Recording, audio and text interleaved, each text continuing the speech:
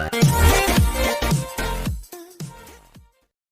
Welcome to my YouTube channel Saraswati commerce academy. तो friends, आज हम करने वाले हैं अपना क्लास 11 अकाउंट्स का चैप्टर नंबर 23। ठीक है, आज का जो हमारे चैप्टर का नेम है उसका नेम है अकाउंट्स फ्रॉम इनकम्प्लीट रिकॉर्ड्स। ठीक है, ये हमारा आज का चैप्टर रहने वाला है और इस चैप्टर की लास्ट जो है वीडियो आज हम करने वाले हैं। वीडियो सेशन में आज हम बात करने वाले हैं असर्टेनमेंट ऑफ प्रॉफिट और लॉस फ्रॉम इनकम्प्लीट रिकॉर्ड्स। ठीक है, आज हम इस टॉपिक के बारे में बात करेंगे। ठीक है, और इससे पहले हमने इस चैप्टर के बहुत सारे वीडियो सेशन जो है हम वो ऑलरेडी डिस्कस कर चुके हैं। तो आपको अगर वो देखनी है तो आप प्लीज वीडियो के डिस्क्रिप्शन बॉक्स में जाइए, तो आपको वहाँ पे सारे चैप्टर्स के क्लास +1 अकाउंट्स के सारे चैप्टर्स के आपको वहाँ पे क्या मिलेंगे, प्लेलिस्ट के लिंक मिलेंगे। तो आप अगर कोई भी चैप्टर अगर आपको देखना है, अगर इस चैप्टर को देखना है तो आप ये भी चैप्टर देख सकते हो, और अगर कोई भी चैप्टर देखना है तो आपको वहाँ पे सभी चैप्टर्स के लिंक मिलेंगे। ठीक है, प्लेलिस्ट क्रिएट है वहाँ पे, तो आप इजिली कोई भी टॉपिक जो है समझ सकते हैं। ठीक है, तो फ्रेंड्स, अगर आप चैनल पे न्यू है तो चैनल को आप प्लीज सब्सक्राइब कर दीजिए, वीडियो को लाइक कर दीजिए और अपने बेल आइकन को प्रेस जरूर कर दीजिएगा ताकि आपको आगे आने वाली वीडियोस का नोटिफिकेशन मिलता रहे। तो चलिए अब स्टार्ट करते हैं हमारा आज का वीडियो सेशन। अब देखो, हमें प्रॉफिट एंड लॉस निकालना है। ठीक है, अब देखो कि आपको पता है कि इनकम्प्लीट तो रिकॉर्ड है। इनकम्प्लीट जब आपका रिकॉर्ड होता है तो आप सही से P&L नहीं निकाल सकते। ठीक है, बट फिर भी आप कई बार कोशिश करते हैं कि जहां कहीं से आपने एंट्रीज वगैरह कर रखी हो उनको इकट्ठा करोगे, चलो फिर आप निकालने की कोशिश करते हो। ठीक है, अब देखो, हम ये वाला जो फर्स्ट मेथड है कैपिटल वाला का वो हम ऑलरेडी डिस्कस कर चुके हैं। ये हमारा लास्ट वीडियो सेशन था। और आज का देखिए क्या वीडियो सेशन है, conversion into double entry method, यानी कि डबल एंट्री मेथड में सब कुछ डाल लेना। अब आपको पता इनकम्प्लीट में हम सिंगल एंट्री सिस्टम से सारा काम करते हैं। ठीक है, अब उसको डबल एंट्री सिस्टम में डाल देना। देखो, अगर कोई बिजनेसमैन चाहता है कि हमें अपने बिजनेस का बिल्कुल ट्रू मतलब कि हमें पता चल जाए प्रॉफिट और लॉस कितना है, तो वो क्या बनाने की कोशिश करता है, ट्रेडिंग एंड P&L अकाउंट बनाता है वो। ठीक है, तो उसके बेसिस पे वो क्या करता है, यानी कि डबल एंट्री सिस्टम के बेसिस पे वो काम करना स्टार्ट करता है। ठीक है, तो कन्वर्जन करने के लिए आपको क्या करना पड़ता है, आपको कुछ ना आपकी मिसिंग फिगर्स होती है तो आपको ढूंढनी पड़ती है। अब देखो, आप उसको ढूंढोगे कैसे, सबसे पहले तो ना आप preparation of opening statement of affairs बनाओगे। हम अपनी प्रीवियस वीडियो सेशन में हमने डिस्कस किया था, ओपनिंग स्टेटमेंट ऑफ अफेयर्स हम बनाते क्यों, ओपनिंग कैपिटल को निकालने के लिए। आप स्टेटमेंट ऑफ अफेयर्स बनाओगे, आपके बैलेंस शीट की तरह ही होता है वो। ठीक है, बैलेंस शीट की तरह होता है, उसमें आप असेट्स लिखते हो, लायबिलिटीज लिखते हो, और जनरली आपका क्या होता है, असेट्स का टोटल जो है ज्यादा होता है, तो जो भी आपका मतलब कि डिफरेंस होता है उसको आप लायबिलिटी साइड में कैपिटल जो है वो आप लेट कर लेते हो। ठीक है, अच्छे से इस कंसेप्ट को समझने के लिए आप लास्ट वाला जो वीडियो सेशन मैंने आपको कराया है वो आप देख सकते हैं। ठीक है, लिंक आपको डिस्क्रिप्शन में मिलेगा। तो ओपनिंग स्टेटमेंट ऑफ अफेयर जो है आप ओपनिंग कैपिटल निकालने के लिए बनाते हो। नेक्स्ट है प्रिपरेशन ऑफ कैश बुक, आप कैश बुक को भी प्रिपेयर करते हो। कैश बुक में क्या होता है, कैश से रिलेटेड जितनी भी आइटम्स है, यानी कि आपने कैश में कोई खर्चा किया है वो भी आप रिकॉर्ड कर लेते हो, कैश में आपके पास जितनी भी पेमेंट्स आई है उसको भी रिकॉर्ड कर लेते हो। ठीक है, और ओपनिंग या फिर क्लोजिंग जो भी आपका बैलेंस जो है मतलब दिया नहीं होता तो उसको आप फाइंड आउट कर लेते हो कैश बुक से।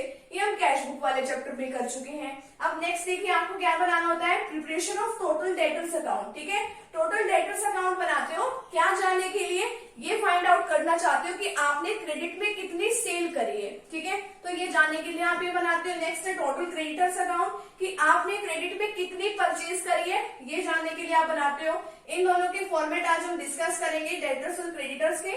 और लास्ट में आप फिर फाइनल अकाउंट जो है यानी कि ट्रेडिंग और P&L अकाउंट जो है आप प्रिपेयर कर सकते हो इनसे। आप देखिए, पहले डेटर्स अकाउंट किस तरीके से बनाते हैं, पर्टिकुलर अमाउंट। आपको पता है ये वाली साइड हमारी डेबिट साइड है और ये वाली साइड हमारी क्या है, क्रेडिट साइड है। ठीक है, तो अब देखिए, आपका यहाँ से स्टार्ट होता है टू बैलेंस ब्रॉट डाउन से, जो भी आपका ओपनिंग बैलेंस होता है डेटर्स का वो आप यहाँ लिख लेते हो। ठीक है, आप देखो ये आपने फर्स्ट नंबर पे या एंट्री कर दी। सेकंड नंबर पे देखो, आपने अगर क्रेडिट सेल करी है तो आप लिख दोगे। ठीक है, अब यहाँ पे आपने लिख लिया ट्रू क्रेडिट सेल। अगर आपके क्वेश्चन में ये बात गिवन है तो ठीक है, नहीं तो आप इसको लास्ट में निकालोगे। ठीक है, क्रेडिट सेल की आपने देखो जो भी आपकी डेबिट साइड में आएंगे, यानी कि आपकी जो एसेट्स है वो इंक्रीज होगी। डेटर जो है आपकी एसेट्स है, अगर इंक्रीज हो रहे हैं तो आप इसको डेबिट साइड में लिखोगे, अगर डिक्रीज हो रहे हैं तो आप उसको क्रेडिट साइड में लिखोगे। ठीक है, तो आपको ये वाला काम करना है। ठीक है, अगर आप क्रेडिट पे सेल कर रहे हो आपको डेबिट साइड में रिकॉर्ड करना है। अगर मान लो जो आपने सेल कर लिया है और वो रिटर्न आ गई, आपकी वापस आ गई सेल, आप उसको क्रेडिट साइड में रिकॉर्ड कर दो, क्योंकि उससे आपकी डेटर्स की जो वैल्यू है वो कम हो गई। ठीक है, मान लो किसी ने 50,000 का 50,000 रुपीज का सामान खरीदा आपसे, उसको 10,000 का किसी भी रीजन से मान लो पसंद नहीं आया, उसने वापस कर दिया, तो आपके डेटर्स कम हो गए ना, तो आप इसलिए सेल्स रिटर्न को क्रेडिट साइड में लिखोगे। ठीक है, अब देखो नेक्स्ट आप क्या करोगे, by cash receive from debtors. आपको डेटर से क्या मिल रही है, कैश मिल रही है। डेटर से आपको क्या मिल रही है, कैश मिल रही है। जब डेटर से आपको कैश मिल गई तो डेटर्स की तो वैल्यू कम हो गई। मान लो 50,000 के हमारे पास डेटर्स थे, ठीक है, उन्होंने पेमेंट कर दी हमें, मान लो 20,000 की हमें पेमेंट कर दी। 20,000 की जब उन्होंने पेमेंट कर दी तो आपके डेटर्स कितने की रहेगी, 30,000 के रहेगी, कम हो गए आपके डेटर्स, तो दैट्स व्हाई आपने इसको क्रेडिट साइड में लिखा है। ठीक है, अब नेक्स्ट देखिए, जब भी आपको BR यानी कि बिल्स रिसीवेबल अगर आपको रिसीव हो जाए तो आप उसको कहाँ लिखते हो, क्रेडिट साइड में। अब उसको आप क्रेडिट साइड में क्यों मिलते हो, आपको बिल्स रिसीवेबल मिला या फिर आपको पैसे मिले, ये सेम ही बात होती है। कैसे सेम बात होती है, बिल्स रिसीवेबल कब मिलता है, यानी कि जब आप किसी को क्रेडिट में कोई माल सेल करते हो। ठीक है, तो वो जो जिसने भी क्रेडिट में माल सेल किया होता है वो एक हमारे जिसको भी सेल किया होता है, मान लो एक A पर्सन है, एक B है, A ने माल सेल किया है B को, ठीक है, क्रेडिट पे माल सेल कर दिया, तो A ने क्या किया, B के नेम पे एक बिल लिखा, B ने इसको एक्सेप्ट कर लिया, साइन करके A के पास वापस भेज दिया। ठीक है, यानी कि पेमेंट पक्की हो गई। ठीक है, तो इसको हम क्या बोलते हैं, जब वो A के पास वापस आता है उसको बोलते हैं BR यानी बिल्स रिसीवेबल। तो इसको भी हम कहाँ लिखते हैं, क्रेडिट साइड में लिखते हैं। अगर हम अपने डेटर्स को डिस्काउंट दे देते हैं, अलाउ करते हैं, तो हम कहाँ लिखते हैं इसको, क्रेडिट साइड में, क्योंकि इससे भी हमारी डेटर्स की वैल्यू कम होती है। अगर बाय बैड डेट्स का मतलब है कि जो भी आपके डेटर्स से मान लो वो पैसे नहीं देके जाएंगे, ठीक है, तो वो भी बैड डेट्स, उसको भी क्रेडिट साइड में लिख देंगे। ठीक है, अब देखो किसी डेटर्स ने आपको बिल दिया, यानी कि BR जो भी दिया था ये, ठीक है, एट द लास्ट जिस दिन भी पेमेंट की बारी आई, ठीक है, वो बिल जो है डिसऑनर हो गया। ठीक है, यानी फिर से वो डेटर आपको उतने रुपए से फिर से बढ़ गया, तो ये यानी कि डेटर्स की वैल्यू बढ़ने की वजह से आपने यहाँ पे लिख दिया। और क्या लिखते हो, to cash refund to debtors, ये सब आपको क्या लिखना है, आपको लिखना है, ये डेबिट साइड में लिखना है। ठीक है, फिर आप देखते हो, आप क्रेडिट साइड का टोटल करते हो, डेबिट का टोटल करते हो। सपोज करो कि डेबिट का टोटल जो है कम आया, तो यहाँ पे आपका बैलेंसिंग फिगर निकल जाएगा टू क्रेडिट सेल। ठीक है, तो यानी कि आप इसको किस लिए बनाते हो, फाइंड आउट डेबिट सेल की, मतलब कि आपको ये देखना है कि क्रेडिट पे कितना सेल किया हुआ है, ये जानने के लिए आप इसको बनाते हो।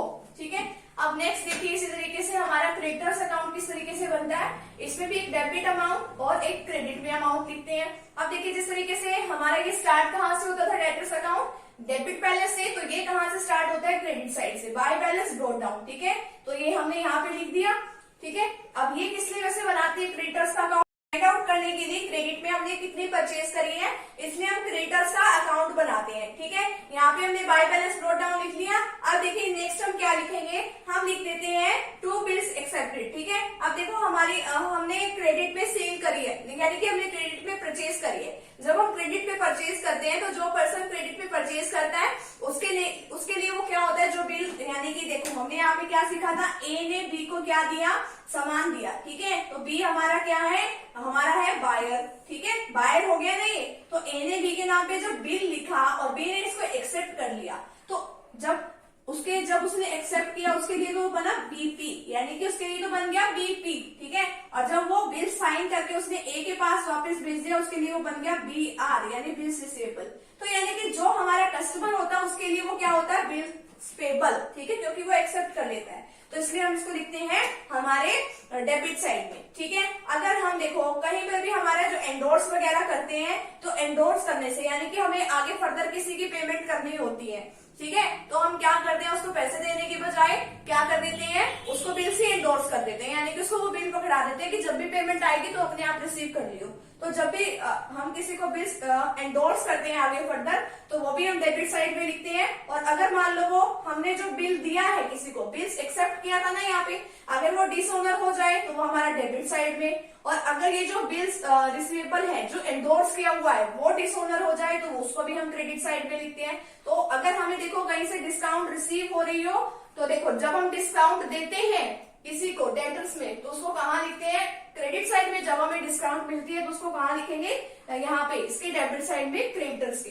ठीक है, तो इसी तरीके से सारी आइटम्स लिखने के बाद हम लास्ट में ये फाइंड आउट करते हैं टू बैलेंस कैरी डाउन। ठीक है, तो ये किस लिए होता है कि क्लोजिंग बैलेंस जानने के लिए क्रेडिटर्स का टोटल बैलेंस कितना है, कि हमें फर्दर आगे किसी को कितनी पेमेंट करनी है। ठीक है, तो इस तरीके से हम फाइनल अकाउंट्स लास्ट में प्रिपेयर कर लेते हैं। तो हमें ये बेसिक बातों का ध्यान रखना पड़ता है। ओपनिंग स्टेटमेंट निकालने के लिए ओपनिंग कैपिटल बनाते हैं। ठीक है, ओपनिंग स्टेटमेंट ऑफ अफेयर्स, ठीक है, किसके लिए, ओपनिंग कैपिटल निकालने के लिए। सेकंड, कैश बुक बनाते हैं, कैश और बैंक का बैलेंस निकालने के लिए। थर्ड, टोटल डेटर्स अकाउंट, ये फाइंड आउट करने के लिए कितनी क्रेडिट में हमने सेल करी है। और टोटल क्रेडिटर्स अकाउंट इसलिए बनाते हैं कितनी क्रेडिट में परचेज करी गई है। और फाइनल अकाउंट लास्ट में P&L वगैरह निकालने के लिए, बैलेंस शीट जानने के लिए, तो फाइनेंशियल पोजीशन जानने के लिए हम ये बनाते हैं। तो आज के इस वीडियो सेशन के साथ जो हमारा आज का जो चैप्टर है 23rd चैप्टर, ये आज का हमारा चैप्टर जो है कंप्लीट यहीं पे होता है। नेक्स्ट वीडियो सेशन में हम डिस्कस करने वाले हैं इंट्रोडक्शन टू कंप्यूटर्स। आप वो वाला वीडियो सेशन भी जरूर देखिएगा। तो मिलते हैं फ्रेंड्स नेक्स्ट टॉपिक के साथ, नेक्स्ट वीडियो के साथ। Thank you very much.